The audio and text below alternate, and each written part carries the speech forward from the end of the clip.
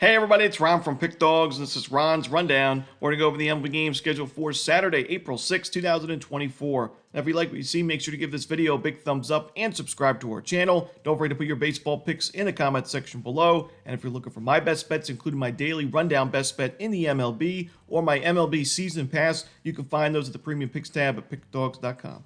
Alrighty, here we go. Here are the games for Saturday in Major League Baseball. First up, we see the Oakland Athletics taking on the Detroit Tigers. We're going to see Paul Blackburn and Kenta Maeda as projected starters. You know, when I looked at the probable starters in this series, in the upcoming series preview, I thought that this was the game that the A's had the best chance at winning or competing in, as Paul Blackburn was excellent in his first start of the season against a really tough Guardians lineup. The Guardians are one of the best lineups in baseball to start the year, and Blackburn, 7 innings of shutout ball. He only had 3 strikeouts, but we know Cleveland does a great job at limiting those strikeouts, so I was really impressed, and Kenta Maeda, we knew he struggled in spring training. He brought that over to the regular season against a team as equally as weak in the lineup, in my opinion, in the Chicago White Sox as the A's. As it was 3 1/3 innings of 7-hit baseball, 6 earned runs, 3 home runs. Not what you want to see in a regular season debut, and I just can't trust Maeda at this kind of price. I like what I'm seeing from the Tigers this season. I think they have a much better team than they've had in recent years. The bullpen's okay, but I got to go with the Oakland A's in this spot on the road. Next up, we see the Cleveland Guardians taking on the Minnesota Twins. Carlos Carrasco and Joe Ryan are your starters. Just talked about how the Cleveland Guardians lineup is one of the hottest in baseball, but I don't know if it can overcome Carlos Carrasco in this game. Carrasco pitched against the A's in his first start, another weak lineup. He didn't pitch too well. It wasn't horrible towards the end of his outing. 5 innings, 3 runs, but he gave those 3 runs early. And that's an Oakland A's team, but we know offensively it's been at the bottom of baseball this year in the last couple of years. Only those 3 strikeouts in that game. They are on the road against a Twins lineup that, granted, has not been amazing recently because they're dealing with the injury. Royce Lewis was a big, loss for this team as he's been placed on the IL. But I still think, we've seen moments from this Twins lineup like we saw in that second game against the Brewers where they put up 7 runs.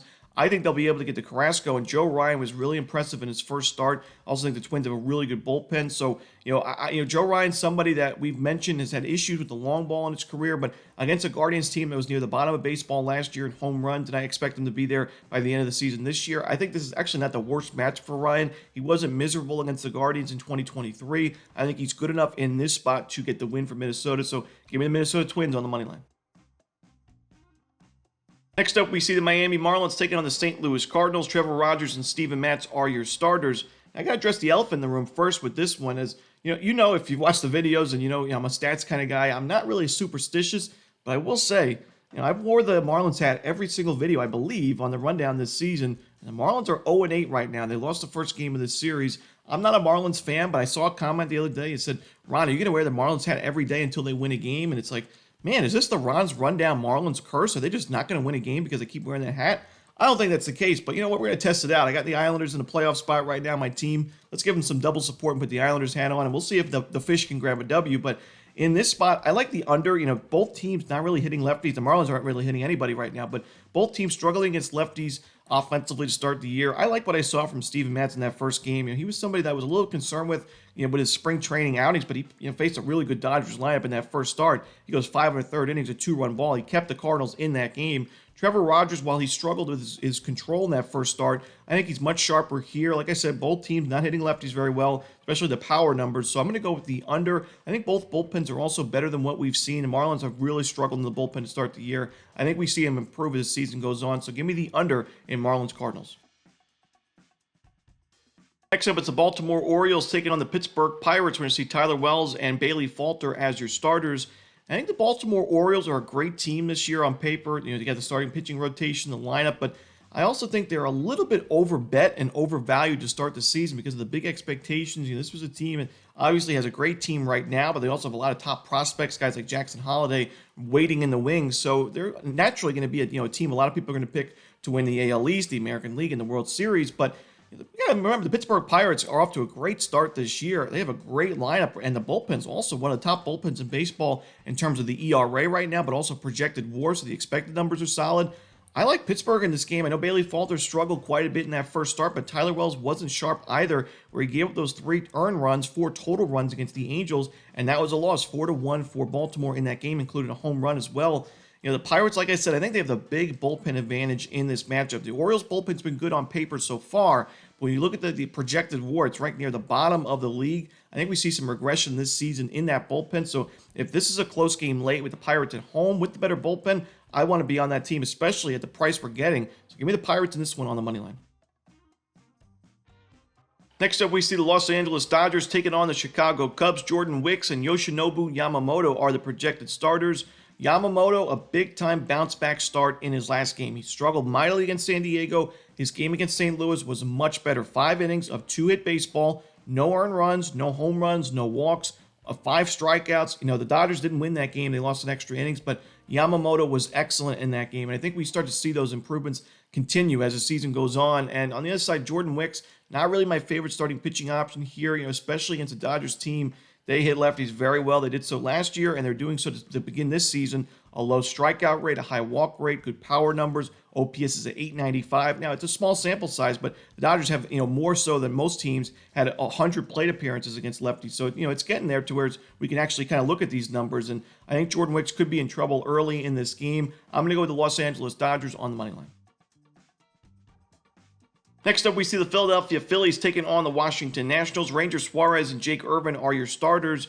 Ranger Suarez was excellent in spring training. He wasn't great in that first start of the regular season, but the Phillies still got the win in the end, and it was against the Atlanta Braves. It was a really tough matchup for Suarez or for any pitcher in baseball. Now you're facing the Washington Nationals, who have been dreadful against lefties to start the year. OPS-wise, they have a 497 team OPS. There's 65 isolated power. Their strikeout rate's gone up, which is not something we saw last year. They were really good at limiting those strikeouts, but they're at 24% against lefties, which is a little steep. The walk percentage way down. Like I said, it's a really small sample size. It's only about a week of baseball, so we can't put too much weight into that information. But I still think that the Nationals we've seen, they just haven't been great offensively to start the year. And Jake Irvin, while I do think he's a good option going forward, this is a really tough Phillies lineup, and he wasn't the sharpest in that first game against Cincinnati Reds.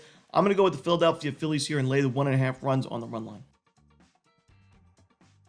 Next up, we see the New York Mets taking on the Cincinnati Reds. Luis Severino and Nick Martinez are your starters. The Mets have struggled, no doubt about it, but this is also a team I think has been pretty unlucky to start the year, both pitching-wise and in the lineup. Guys like Nimmo and Lindor, who have really struggled with the bats, obviously batting average one of the lowest in baseball.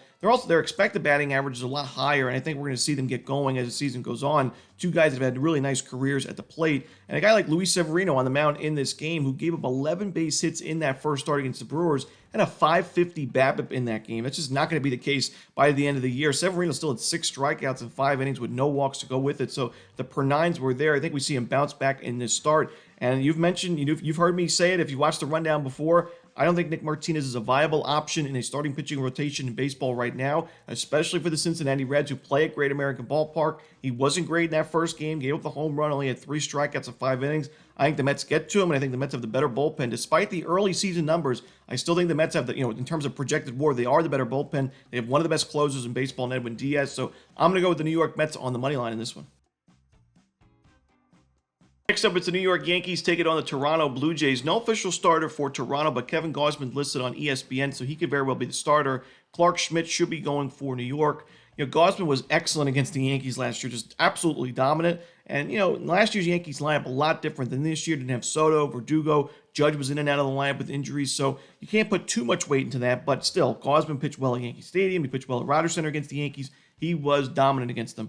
On the other side, Clark Schmidt, I really have big expectations for him this season. Wasn't his best start against the Astros in that first game. Wasn't his worst either. The Yankees still went on to win that game. He had no walks in 5 1/3 with 5 strikeouts. I think he pitches well against a Blue Jays team, and offensively, I'm just not like what I'm seeing so far to start the year. And Gausman, it was a little bit concerning to see him only go 4 1/3 against the Blue Jays, or against the Rays in that first start. As I know, it's the beginning of the season, you want to keep a pitch count low for these starters, but he only had 69 pitches in that game, and against this Yankees lineup, I think that they could make him pay. He gave up a home run in that one. Not usually something Gausman does. His per-9s have been really solid the last couple of years, so I think he could be in trouble in this game. And I just think the Yankees playing at home with how well they've started the season, I got to go with New York in this one on the money line, so give me the Yanks on the money line.